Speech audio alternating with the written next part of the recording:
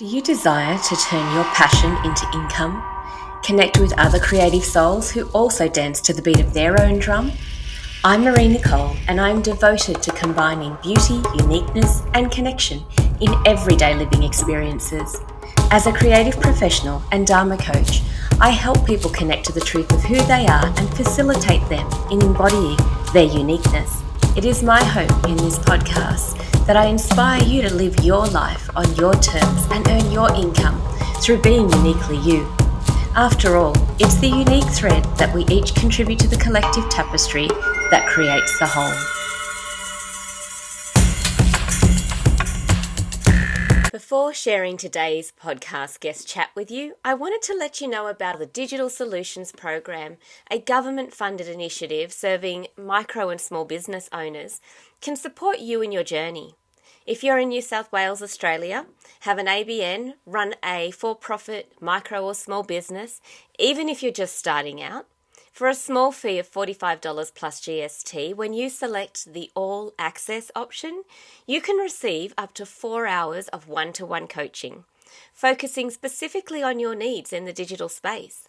And I am one of the coaches in this program. You can also sign up for the Light program, which is free, and get access to a library of resources and join the community and connect with others travelling the same uncharted waters as you. By signing up to the program through my affiliate link, whichever option you choose, the All Access or Light, you'll also be supporting the production of this podcast, as I receive a small fee for bringing you into the program.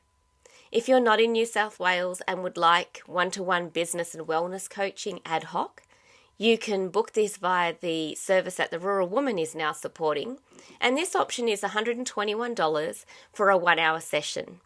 The difference here is that you get to focus on whatever would be most supportive to you right now, and that may not have anything to do with your digital presence at all, but instead focusing on building your confidence or overcoming imposter syndrome. This is something I'm seeing come through a lot at the moment. You'll find more information and links for these offerings and all the details of how to connect with today's podcast guest in the show notes. So now that that's out of the way, you can enjoy today's episode uninterrupted. So go on and enjoy. Today's podcast guest is artist coach, Dr. Suzanne Moss. Suzanne began teaching and mentoring students when she was doing her doctorate in painting at ANU School of Art in 2006, realising her students' issues and her own were not about their talent, they were around sense of worth and confidence. Suzanne guides her students to explore and unfold their unique visual language through abstraction and meditative art methods. While undergoing treatment for serious illness, an epiphany during 2011 altered her life course and led to the development of her programs. She has since cultivated deep conversations about creativity, living wholeheartedly, and helps her students gain real skills and confidence through distilled teachings and restorative life coaching. An artist, former physiotherapist and visual art lecturer, awarded a doctorate, university medal, international travelling scholarship, artist residencies and art prizes, Suzanne is an abstract painter who has exhibited numerous curated exhibitions, training in teaching, coaching, meditation and spiritual care. For Suzanne and the people who work with her, art is a spiritual practice, a practice that brings a great sense of being alive. Since 2012, when she began guiding her contemplative meditative art programs, Suzanne's work has evolved with ongoing curiosity and seeking excellence. With a desire to serve, to uplift through art, she has presented her courses in Australia, Italy and Germany. Now, I came to know Suzanne through the Digital Solutions Program, which she joined after hearing about it through my newsletter, which she had been a subscriber to for a few years, but we had not actually met in person until she signed up for this Digital Solutions coaching. So it has been such an honour to get to know Suzanne. After our 4 hours of coaching was up, we continued to stay in touch and became friends. And I look forward to you all being inspired by Suzanne's story and journey doing business to her own beat. So welcome, Suzanne, and thank you for being here today. Thank you, Marie-Nicole. It's a pleasure to be here. Thank you so much for the opportunity. You're welcome. So can you share a little bit more of your background? What were you doing before you entered this life of combining art and business? Well, I was lecturing and tutoring and mentoring at the ANU School of Art, and prior to making that leap to art back in, let me think, the late 90s, and then starting art school in the year 2000. I was a physiotherapist, but always had done some kind of creative practice. It was just, that was my passion that I didn't think was allowed to explore fully until it felt really imperative. Yeah. And when did it feel imperative? Well, when my baby was 2, I started private art classes. The birth of a child just changes you. And I just had this really strong desire to paint again.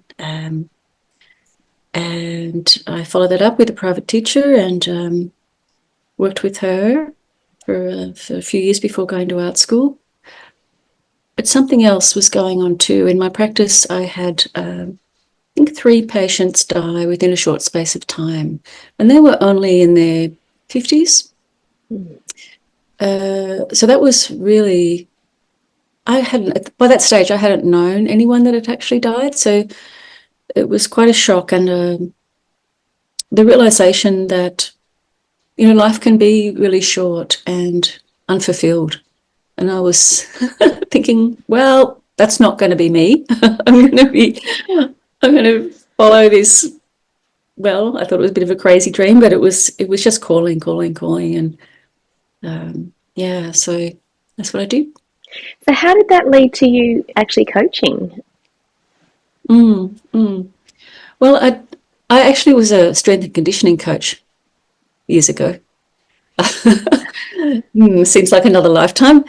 So I enjoy coaching for a start.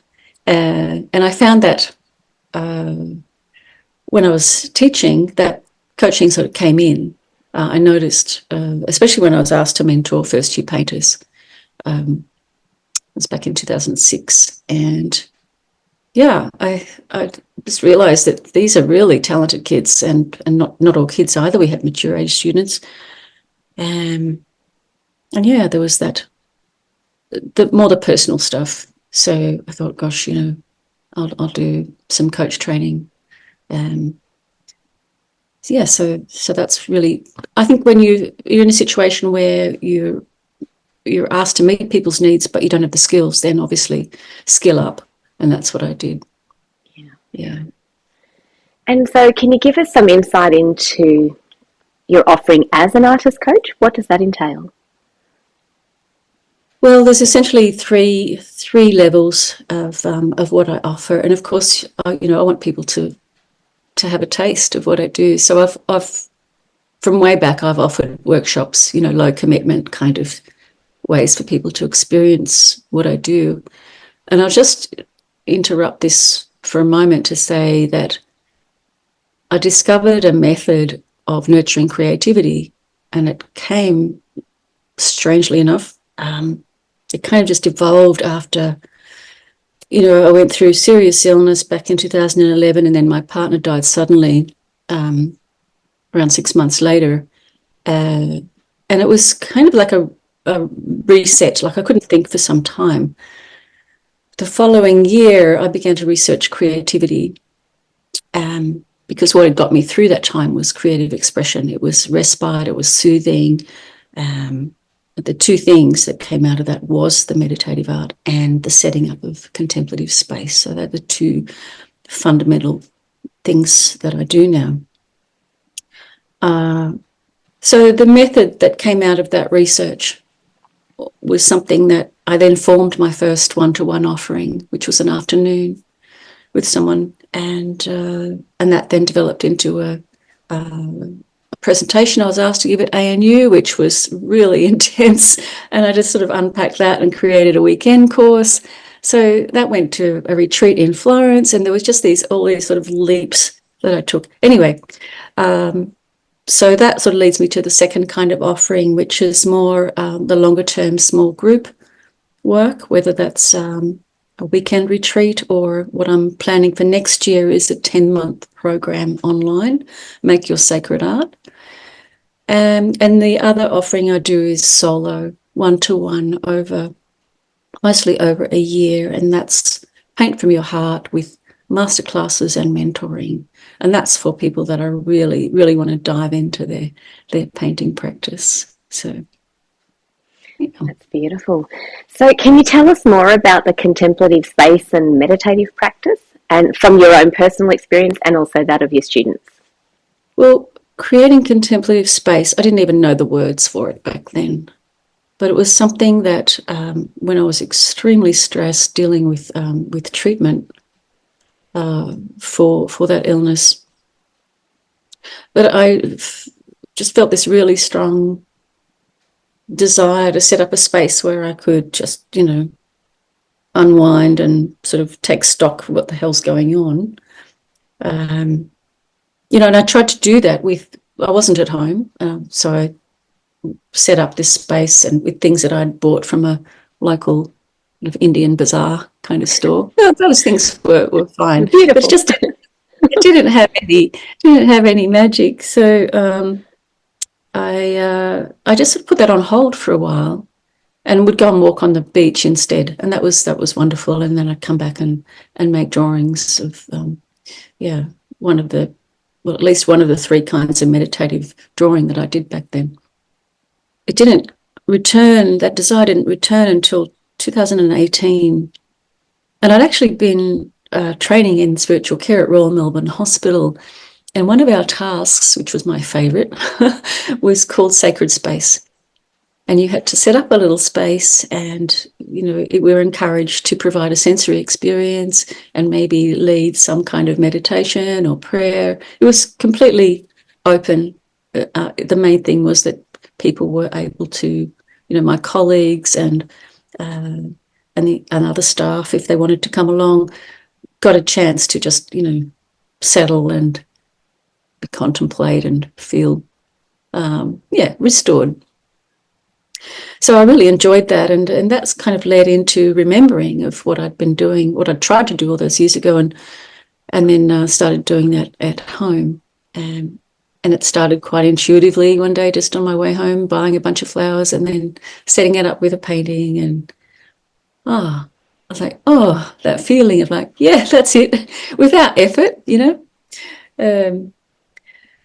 So I moved back to this area of Tumut and started learning pottery, so I could make my own ceramics to set up my own installations with the paintings. And one thing led to another, and I exhibited the first one back in 3 years ago now. And then I started bringing the little box sets into meditative art workshops, and I've only done a couple of those, but in each of them they've been really great for people. Actually, there's been 3 now, to set up, to have the experience of setting up a space of their own. And the first time I noticed that folks were a bit apprehensive and not really knowing what to do, how to do it. So I codified a method which I lead people through. And you can see a short documentary on that on my website if you want to go and have a look. That's drsuzannemoss.com. I'll add that to the show notes for sure.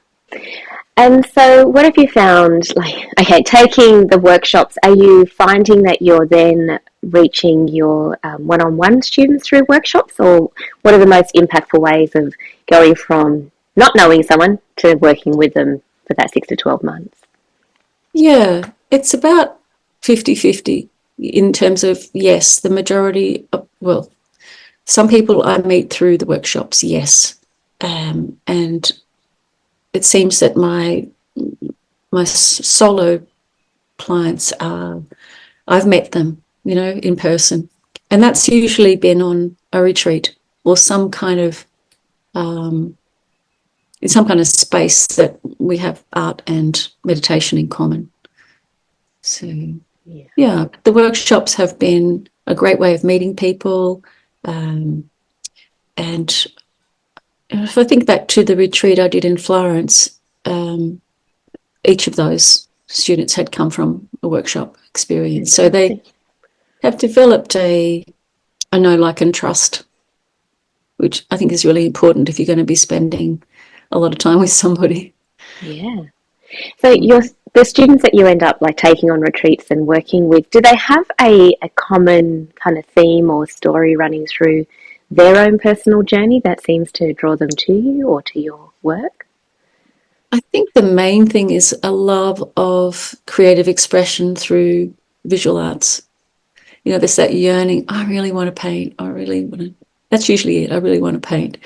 But not quite knowing how to begin, or thinking it's too late, or thinking they're not talented enough, or some kind of sort of thing that's been stopping them for quite some time. Saying that, on the retreat, it was extraordinary because I had one woman who was in her late 20s, one in her 50s, and the other in her 70s. So, you know, it was just right across. So age doesn't matter, you know. We're all on a different journey in this lifetime, and when we decide to do that kind of, to open up to that kind of self-love, which I think it is, creative expression is, gosh, it's, you know, it's time dedicated to nurturing yourself, to growing, and to experience the wonder of creativity. Yeah. There's patience and kindness involved, which is love, right? Yeah, absolutely. So, so my thinking is that if you're not offering that, you know, following that heart's desire and practicing that kind of self-love, well, what are you doing? You know? So what are you doing? Because you need to have a full cup yourself to be able to serve others. I admit I do get caught up in the world and, you know, the struggles that we have as humans on the physical plane, of course. So I need reminding. And I notice if I notice my energy is low, you know, slow to get out of bed in the morning kind of thing, that, oh, okay, something's missing. My own practice. Yeah, so I aim, doesn't always work, to spend half my week in creative practice. And that can be really, like recently, as I mentioned to you before, that I haven't been painting much, but my energy goes into other things, like I've been writing and rewriting programs and things like that. So, but what's more restorative for me is actually, you know, the physical act of choosing colours and mixing and applying and following ideas and kind of thing. So what led you to choose the area of abstract art, and how has that informed your offerings and even your own art practice? Right. Okay. So this the answer goes back to my honours year, which is 21 years ago, and I finished that year with a sense of being unfinished. And even though I won a bunch of prizes, it felt like I didn't really deserve them. You know, I hadn't found my way. So I floundered really for a couple of years. I was still, you know, I had a studio and I was still painting pretty much 5 days a week. Yeah, and struggling. So I thought, gosh, you know, the only answer I could think of was to go back and do postgraduate studies. So I started my doctorate in painting and, yeah, got off to a really weird start. But anyway, basically dived into a year of experimenting. And at the other end of that year, I had made a lot of junk. But, you know, notice the judgment, right? It's, you know, we do that. However, that was necessary to find That my was your way. purge to get to what you really wanted to create. was that, but there was also feeling my way. Yeah. That, yeah, something in that. Yeah, that, no, so trying things out. And my idea, once I'd finished that year, I was saying, well, what is it about painting that I really love? And it's the most amazing thing is, a painting that can emanate its own light. It appears to be luminous. It's like, how does that happen? So that's how I spent the next few years researching that, and through my own practice as well. So it's 2/3 in the studio and 1/3 writing about what you find. And, I had the opportunity to research in Florence in Italy, London and New York. And that was fantastic to be able to do that. And just look really closely at what artists were doing or had done, and take that, what resonated with me, take that into my own work. Yeah, so abstraction, that's how I came to abstract methods, is that, that was through all that experimentation I'd found my way, and that was really exciting. How do you find that supports your students in delving into creative expression? What's the abstraction? Is that a big part of it for them? Yes, it is actually.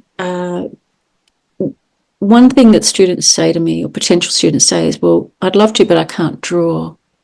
And the wonderful thing about his abstraction is you don't need to be able to draw. If you can hold a pencil or paintbrush, that's fine. That's all you need. There are ways of exploring visual language, right? Conventionally, it's been to look out there and, draw something, to respond to what you're seeing, right?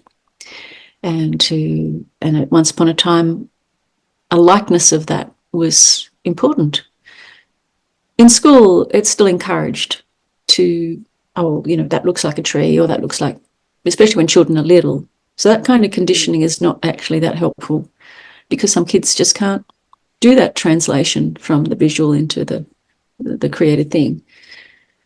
So the way I go about it is, it's a step-by-step process of exploring the elements of visual language. So exploring colour, exploring shape and line and mark and, materiality of paint. So all those things. And that makes up the first 8 solid chunks of the Paint From Your Heart program, which I've given as a 4-day retreat as well, 1-to-1. That's another interesting story, how that came about. But anyway, so when people say, I've heard painters, wannabe painters say, I can't find my style. Well, this is a way to do that, because you're looking at, well, what are my colours? What is my way? It's like signing your name. There's a way to making your marks. And so that's how I lead or guide students to really sit with and experience their own way with colour, shape, line, mark, all those things. And then bringing them together into composition. That's another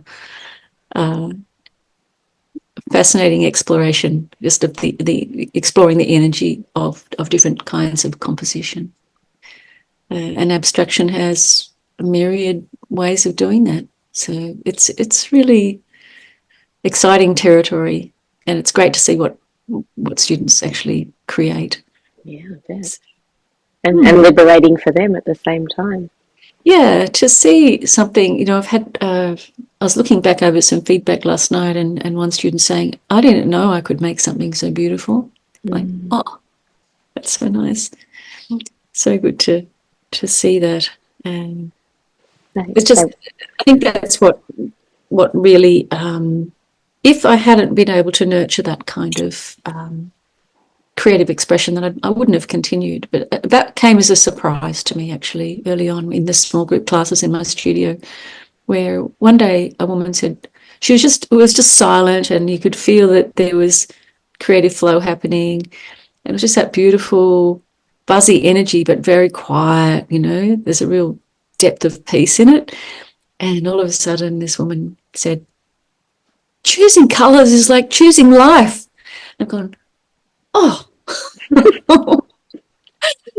it's just so cool to hear that. Yeah. Everyone looked up and grinned and just went back to their work. To choosing their life. And their colours. Yeah. Yeah. So what was the story you were saying was an interesting story with a student that you got? You hesitated because you were answering another question. That's right. How Paint from Your Heart came to be. Yeah. Look, it was supposed to be a group 5-day retreat here in Chumit, and it was scheduled for January 5, which I think was the worst day of the bushfires here. So the week before, the fires had been going a number of days. I'm like, oh, this is not looking good. There's a pall of smoke over town, and oh, one of my students was asthmatic, and she's called, said she's up from the North Coast. I said, I can't come, I'm asthmatic. And I'm like, okay, fair enough. And so, yeah, we cancelled. But, and then I rescheduled, and then the pandemic hit. And I'm like, oh my God, what am I going to do? So I decided to honour my promise and work with people one-to-one. And I just pulled it in, condensed it, and did that with each of them. They didn't have to pay any extra, but I got the experience of working one-to-one with people and online, and that was great. It was really great. So I refined that course, and then it developed into a longer program, because a couple of those students went on into mentoring, and they are the only ones that really continued with their practice. So I'm like, oh, okay, this is pretty obvious. This needs to be part of a bigger program that supports people in really establishing good creative habits and build more skills. And so it was just great to see the development of their art practice, and that has then led into my more recent offerings. Yeah, fantastic. So if people want to actually, do you run workshops for people in their locations, or offering a group workshop online, or is that the kind of thing? Can they reach out for that?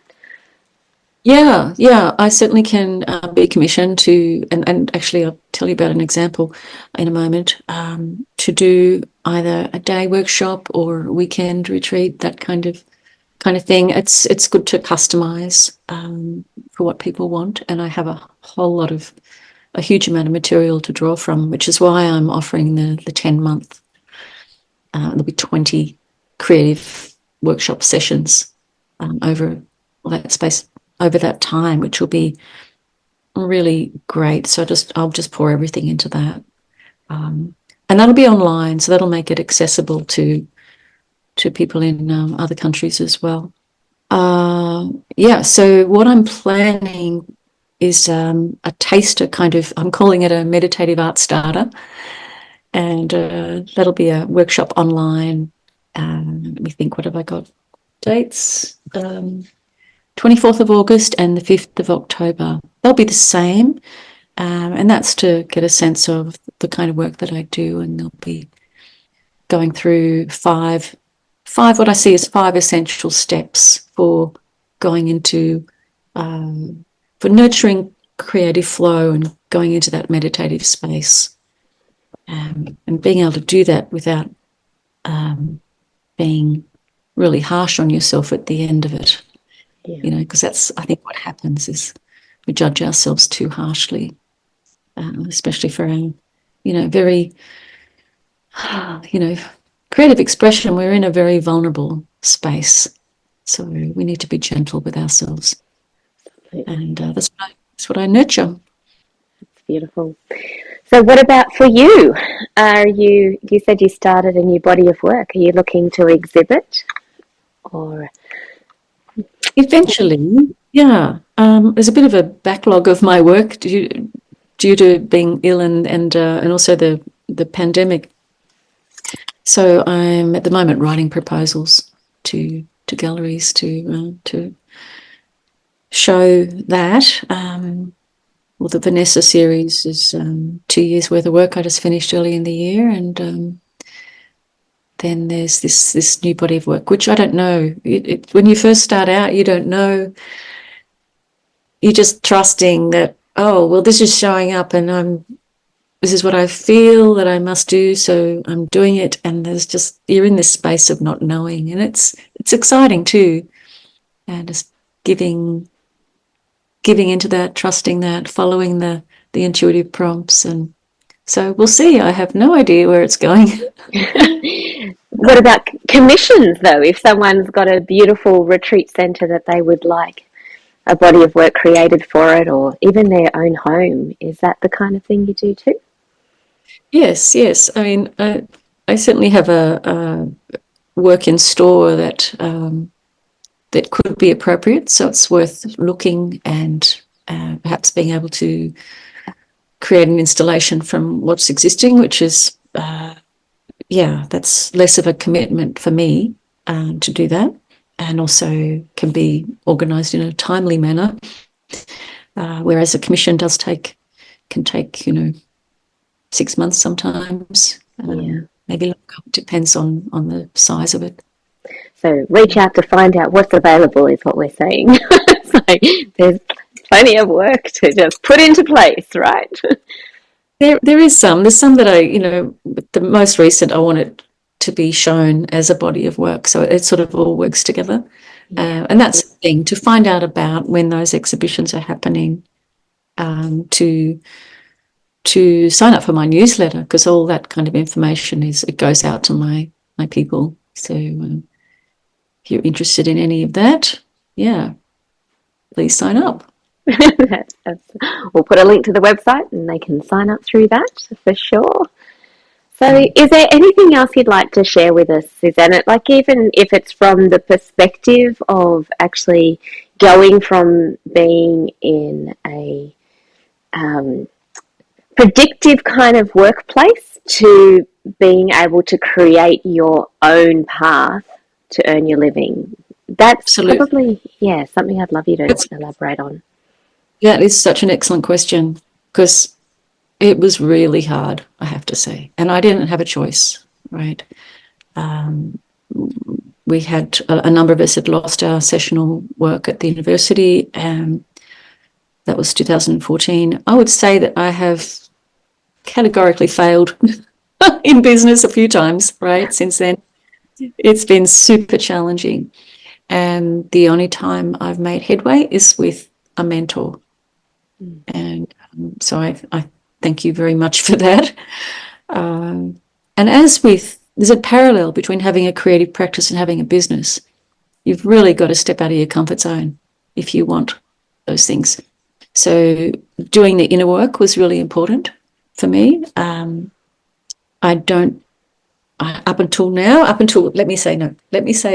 Up until recently, I haven't had a head business, right? But I'm growing the skills, and I think for people whose gifts and talents lie more in the creative arena, dealing with business strategy and stuff like that is like, what? It's a different language entirely, but you can learn that language, and certainly with someone who helps you be accountable and helps keep you on track. Because it's the other thing about the way we think is it's very divergent. We're sort of, oh, what about this over here? And then go off on this other track. It's like, actually, your mentor will bring you back and go, have you done this? That's right in front of you. So that's why I continue with the business mentor. And I think it's crucial for my ongoing success and development. Thank you so much, Suzanne, for sharing all of that. I'm sure it's going to inspire people who have hesitated to take that plunge. I know you said you didn't have a choice, like you lost your actual position at the university, but how amazing though. I mean, the freedom now that you have to go on a retreat and experience something, I don't know, is it more amazing than having set holidays? Tell us that part. Oh, I think I probably take my freedom for granted now. I'd say that's something that, thank you for reminding me, because it's something I need to come back to and go, okay, I didn't have to rush off to a job this morning.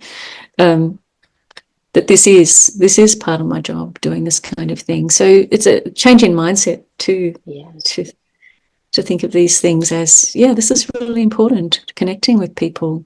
That's another thing about being a creative person, is that, look, we're all creative, right? But when you choose it as a path, there's a lot of solitude, We get used to that, and it's, we don't usually get ideas while we're, socializing. Mostly it's in that quiet time alone, and certainly the creative practice happens in that space.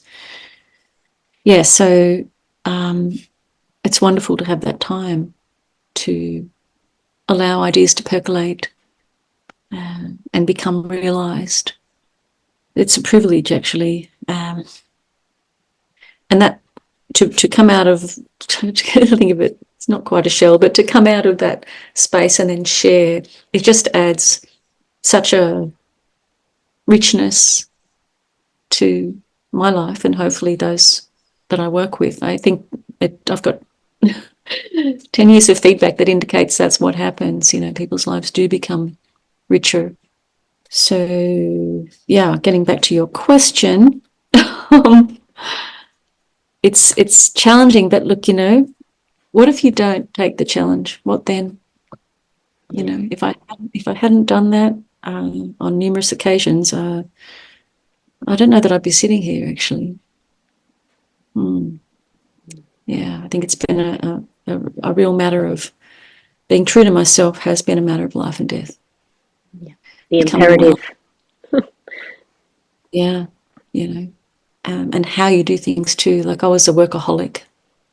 I had 2 parents who were workaholics, so that's how I learned to be in the world, that you're actually a good person if you're busy and, working your ass off, basically. So,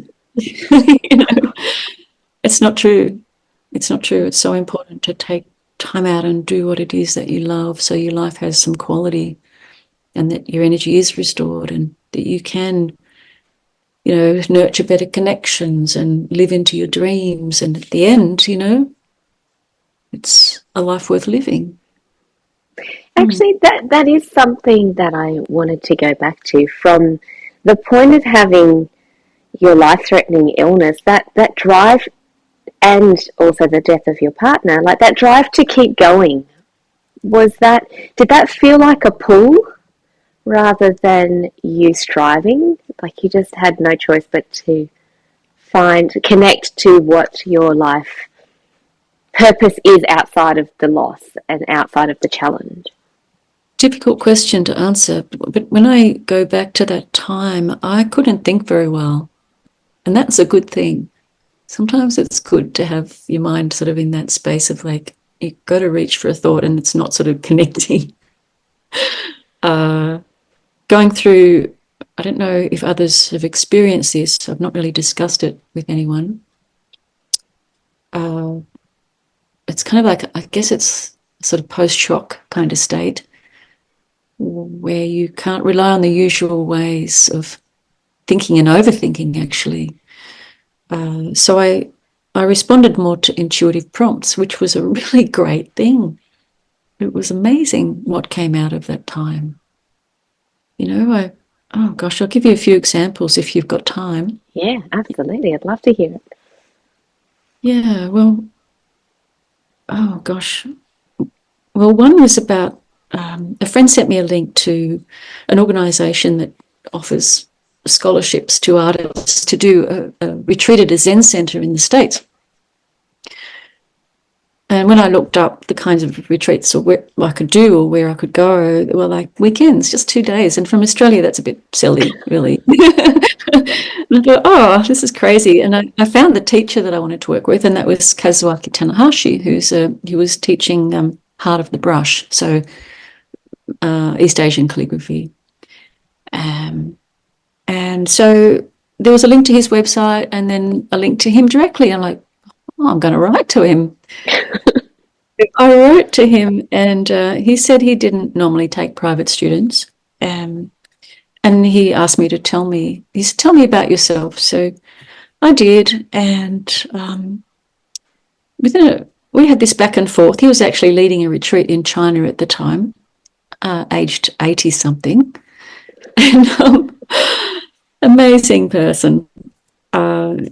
Eventually he wrote back saying, come on the 21st of August and you can stay for a month. It was just an extraordinarily generous proposition, which I said yes. I just had tears streaming down my face. It's this amazing generosity. And I ended up staying with Kaz and his wife in Berkeley, California, and learning in his studio. Wow. It was an amazing time, and I didn't realize until I had the brush and I'm doing my calligraphy. It was corrugated, like my hands were shaking, and I didn't know. And by the end of the second week, it was during the second week, I noticed that the marks had become smooth and were flowing.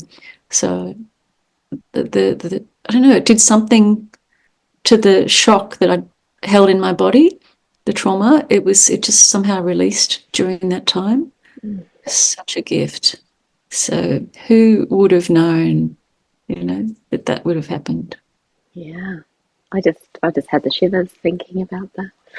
You said a couple of stories. Is there anything else you can share on that? Your intuitive thoughts? Oh gosh. After that time, I went to visit an amazing woman, Deborah Barlow, who writes a blog called Slow Muse. She's an artist and curator in Boston. And after the retreat that I'd done in Florence in 2016, a friend of mine just contacted me and said, Deborah's in Florence, you two need to meet. So we did. And we went and looked at the frescoes of Fra Angelico, which were extraordinary, and talked for the day nearby coffee shop. And she said, come to Boston. So after I was with Kaz, I went to visit her, and just so happened there was an exhibition on at the Museum of Fine Art in Boston called Seeking Stillness. And seeing that show, it was of contemplative art over centuries, right? I was like, I'm one of these. This is my thing. This is my field. These are my people. It was like, oh my God, I hadn't seen such a collection of like-minded artists in one place. It was a wonderful experience, and I only got to see that because Deborah was a member. I went back. I saw it 3 times, and it just, that was very encouraging and affirming for my, finding other artists, other people that, the way they talk about their work itself resonates with you. That's key for your artistic development, and I point people to in those kind of directions where I think maybe they might resonate, so that really helps affirm their practice. Yeah. Because it doesn't make us feel alone, like crazy people doing something that no one else is doing. Yes. Absolutely. We need community. Yeah. Well, I think, sorry. Yeah, that's exactly what I was going to say. When you said when we end up doing things in solitude, and then it's even more important then to find people that you can connect with and say, someone over there in their little pocket of the world doing very similar to me. That's awesome. Yeah. So the thing about working with you, which I just like to say, is that I think I know that you have the ability to see. You see people beyond what's showing up at face value. It's kind of like, I get a sense that you're listening deeper than just the words, and you really seek to understand someone's gifts and how they are, or to help them, bring them to the world in their way. I think you have a real gift for that. Thank you. Oh, well, I feel honoured to have been working with you. So this is amazing, especially I'm so grateful for technology for that reason. I mean, what we haven't shared is that this is our take 2 because technology didn't support us the last time. But I feel like, it's the fact that we can do this and we're a couple of hours apart is amazing. So, it's a beautiful connection. And thank you, Digital Solutions Program, for bringing us together. Even though we were on my newsletter and I didn't mailing list, and I didn't meet you until you joined that program. So And I didn't get to see your shop. Oh, I so regret that. Oh my no, goodness. well, it wasn't meant to Let's go be. there. Let's go there. Oh, well, you never know, there might be another iteration at some point. Oh, I don't know. I don't think that was our calling to come together in the shop. Mm, And yeah, I don't know. Who knows? It didn't happen, so we can't that's judge right. it. Exactly. Move on. This is what was meant to happen. Oh, it's beautiful. Well, I want to thank you so much for sharing your story and for giving us a little more depth and insight into the journey, because I do think that'll actually flow on and impact other people in other ways, and for many months, years, as long as this is available online, it's going to be a nice touchstone for people to feel like they're not alone.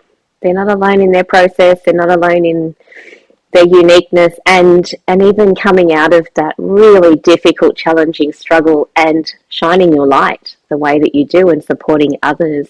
I'm not saying people have to go through that to get to that point, but if someone is going through it, then you're providing them with hope for where this can lead once they connect back to the essence of who they are again. So thank you so much, Suzanne. It's my pleasure, Marie-Nicole. I really hoped, yeah, that's my thing, just to be of service in whatever way I can. So thank you for the opportunity to share. I really appreciate it. You're welcome.